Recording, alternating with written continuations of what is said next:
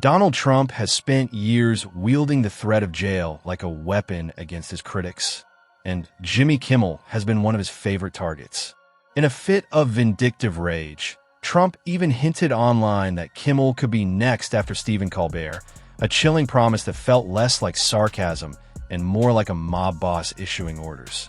Let's not forget, this is Trump, the disgraced ex-president who dodges indictments like a cornered fugitive, lashing out at comedians while drowning in fraud trials, legal scandals, and investigations revealed by leaked documents and reported night after night on MSNBC. You can almost picture him pacing the halls of Mar-a-Lago, muttering, panicking, scheming to silence every critic before the walls close in. But here's the truth.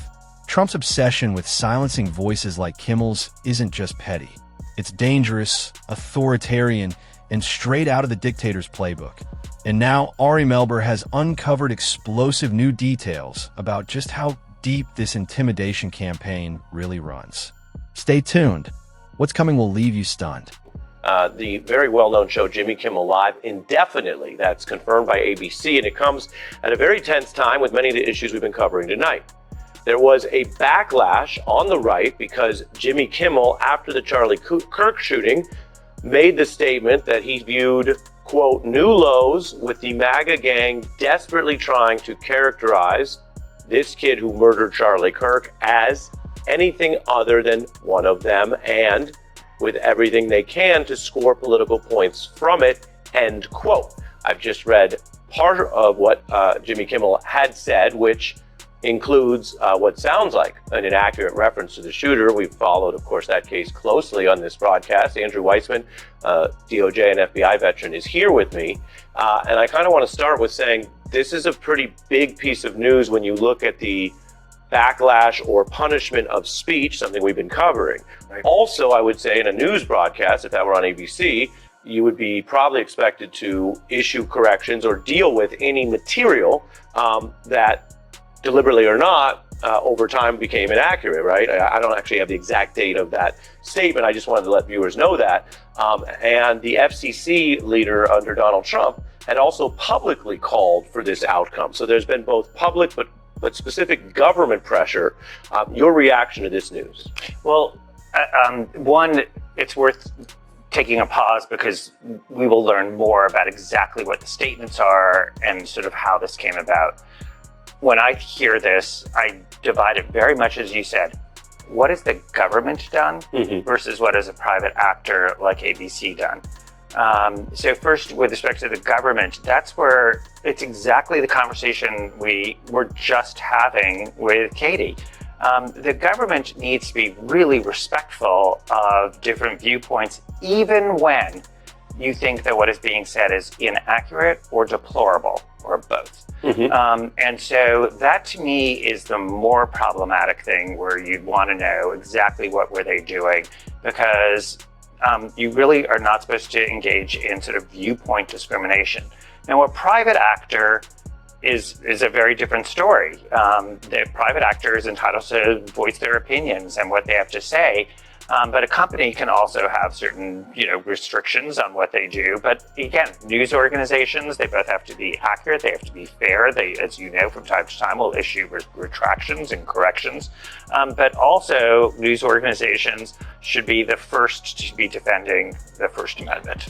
Yes, and while we are just getting this is brand new. Yep. We know that Brendan Carr, the FCC chief, had talked about this and talked about potentially using government power and fines. He said they really should poll Kimmel. We've been covering what has been both the widespread condemnation of the terrible political violence connected to the Kirk shooting. At least the governor and others have discussed it in that manner. That case goes forward.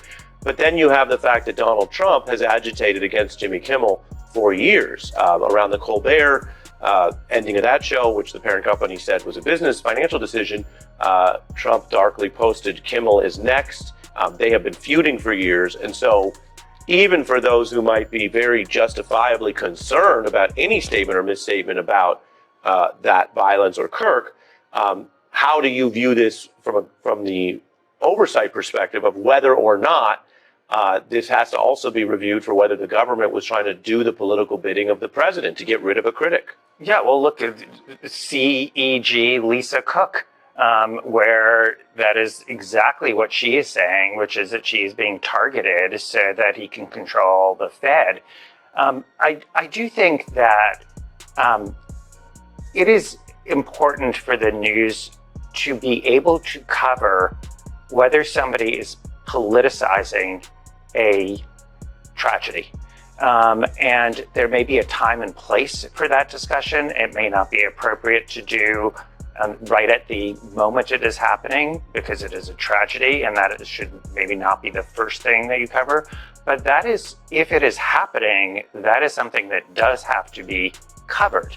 And so it really can't be that you are in the government calling on sanctions because you simply don't want to be criticized.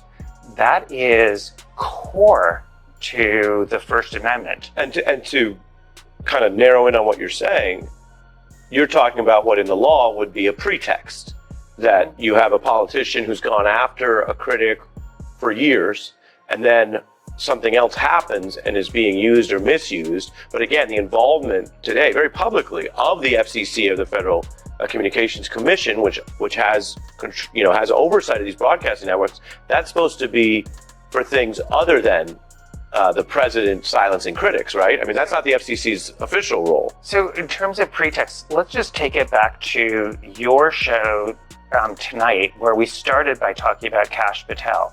There are many people who listened to that, I'm sure, who said, I think what he said was false.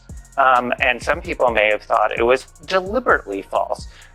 So where is the government outcry over that? And so when you're seeing this as outcry over person A, but not person B, and person B happens to be, your ally, but person A is your enemy, this is not rocket science to know what is going on. And frankly, Donald Trump is very open about sort of weaponizing the levers of power. I'm curious, both in your role as a lawyer, but also as an intelligent person and around these worlds, what you think that the early big pressures have been on influential figures in entertainment. In Colbert, even though they stipulated it was for a different reason, but Trump was very vocal against him, and what looks to be tonight about Kimmel. What does that tell us? So I'm going to tell you a very quick story. When I had lunch with my parents and I asked them about the McCarthy era, Joseph McCarthy, Sure. And I said, compare that, living through that, and living through Trump 1.0. And they said that 1.0 was better because at least then there were people speaking up and you didn't feel alone, and that there was a real sense of the First Amendment and you weren't terrified, and it wasn't this idea of silencing.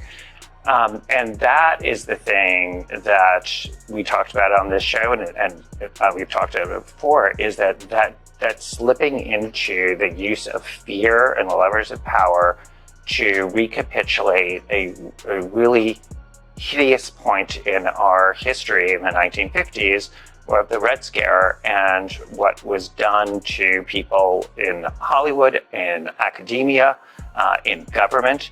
And that is the concern, is that you're going to see that kind of silence that is being used through government power. Let's be absolutely clear.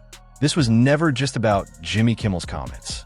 This was about raw power, a government bent to Trump's will, leaning on networks, weaponizing the FCC, and twisting the machinery of state into his personal vendetta against a critic. This is the same Trump who has spent years trying to muzzle comedians, silence journalists, and intimidate anyone who dares expose his corruption. It's the oldest playbook of authoritarians: punish speech, suppress dissent, and crush the First Amendment to protect their fragile egos. But the threat here is bigger than Jimmy Kimmel. When leaders use government to silence critics, it endangers every American voice. Today, it's a late-night host. Tomorrow, it could be a reporter. Next, it could be you. If we don't call it out now, if we don't fight back, silence and censorship could become the new normal. Free speech isn't Trump's to hand out or take away. It's the foundation of democracy itself.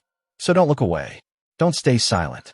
Like this video, subscribe to the channel, and join us in exposing the lies, the corruption, and the dangerous assault on free expression threatening us all.